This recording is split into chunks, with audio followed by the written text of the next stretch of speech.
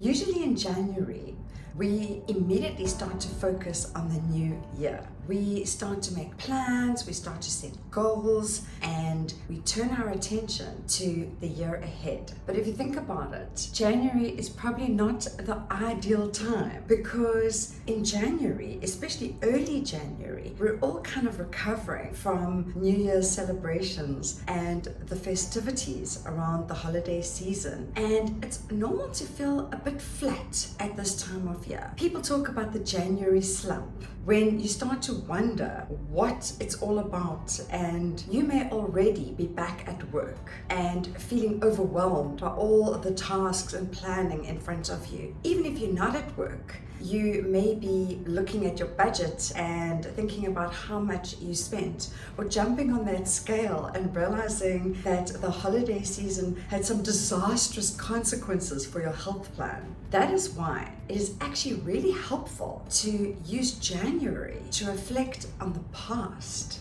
It's helpful to think about the year that has just gone by. My name is Karen. I'm a clinical psychologist, and my mission is to bring mental health into every home. You may wonder why it is necessary or helpful or useful to reflect on the past at all. The reason that it's helpful to reflect on the past is because it helps us to make sense of things that happened. It helps us to process what we experienced. It also helps us to understand the present and to make better decisions going forward. In this video, I'm going to talk about why it's helpful to think about the old year, the previous year, the year that has just ended. And then I'm going to introduce you to an exercise that is drawn from positive psychology, in which we consider the things that happened in the previous year through a more positive lens. The reason it's helpful to consider the previous year, bad things that happened to us, the bad experiences, these are the things that leave a mark, that stick in our memory, and that tend to rise when we consider a particular period or particular chapter in our lives. This is not a bad thing. It's an evolutionary cognitive bias that arose because our brain was more concerned with keeping us alive,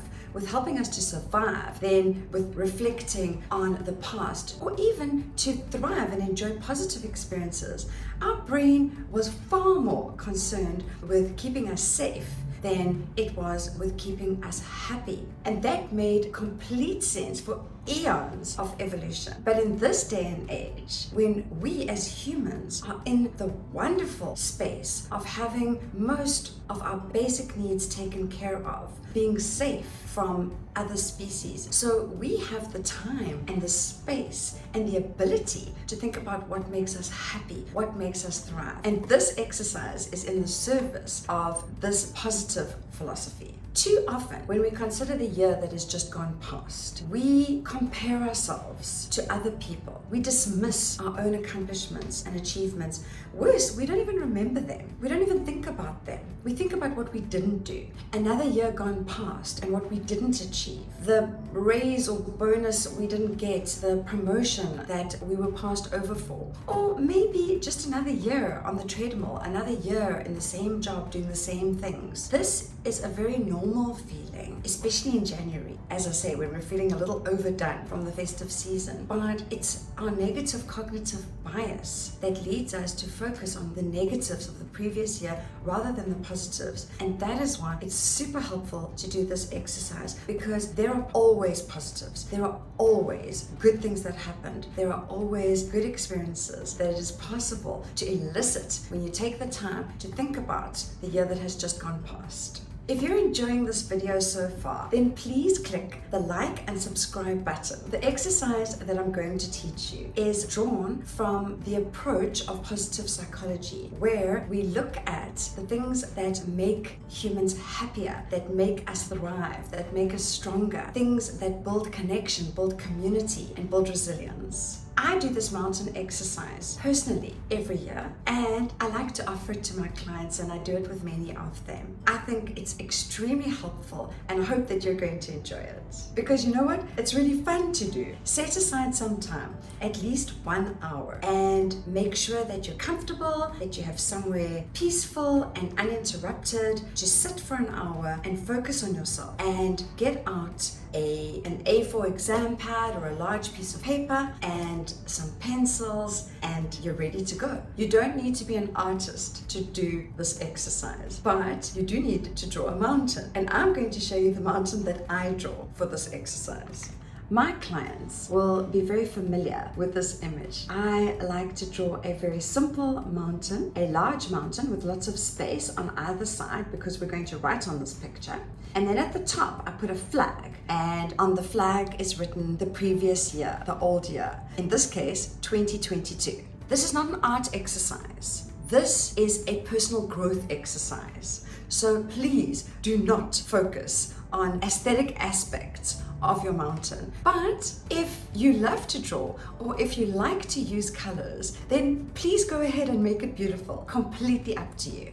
I'm going to explain this exercise to you, and in it I'll be asking a bunch of questions. My suggestion is to listen to the whole thing all the way through, and then when you're ready with your art supplies, your piece of paper, your pencil, and play this video again, and then utilize the pause button in between my questions, because I'm going to ask a bunch of questions, and these questions are really useful in helping you to think about the year that has just passed and to direct your reflection.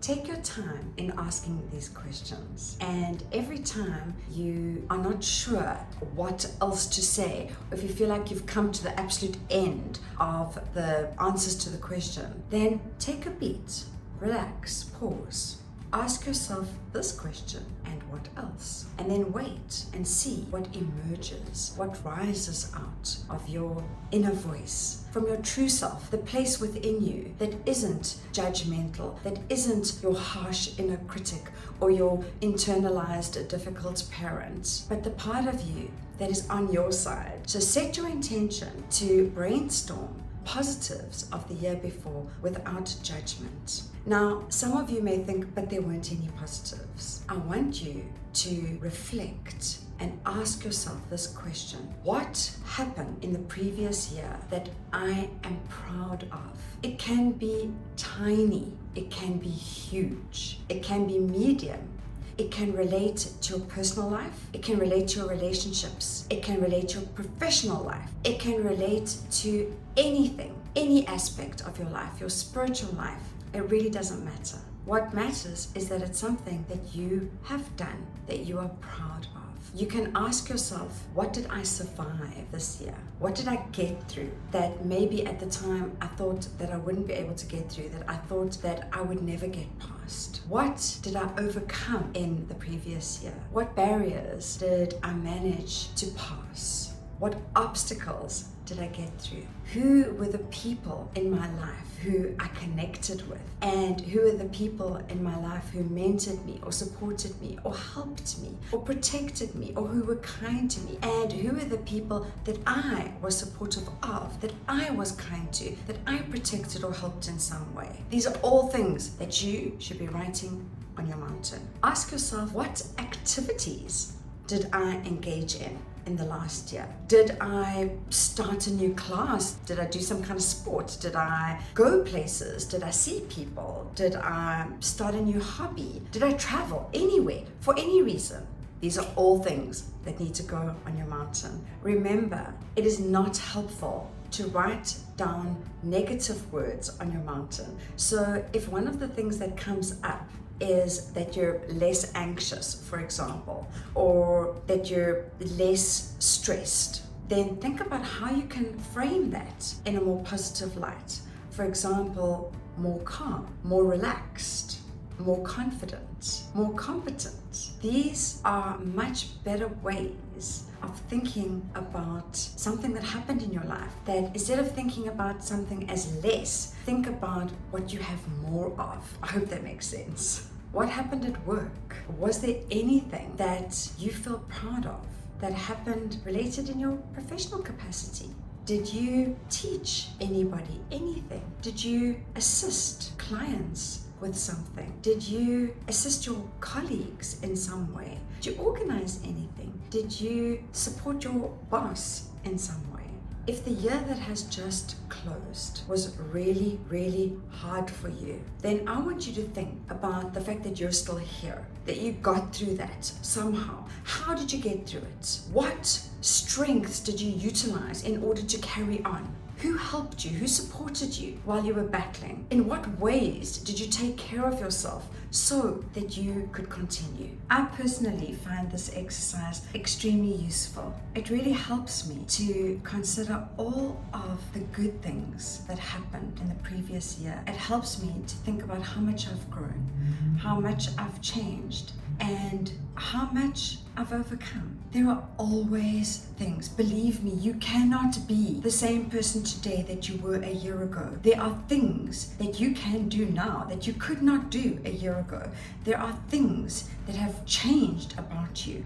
There are things that have improved. There are things that have gotten easier. There are things that you are better at than you were a year ago. And focusing on this for myself, I have found to be really helpful when I'm feeling flat after the New Year celebrations. You can do this exercise even with small kids. They don't have to be very old. I would say anytime from 4 or 5 years old, depending on their verbal abilities and their verbal expression and comprehension. Kids really enjoy these exercises as well. So go ahead and do it with your children. You could also do this exercise as a family. Personally, I have found it very useful to do it as an individual exercise, but doing it as a family is also lovely in a different way, because there will be many experiences that you as a family have had together, or things that you as a family have completed or gotten through or managed or overcome. And these are things that you can write on your family mountain exercise if you'd like to give it a try.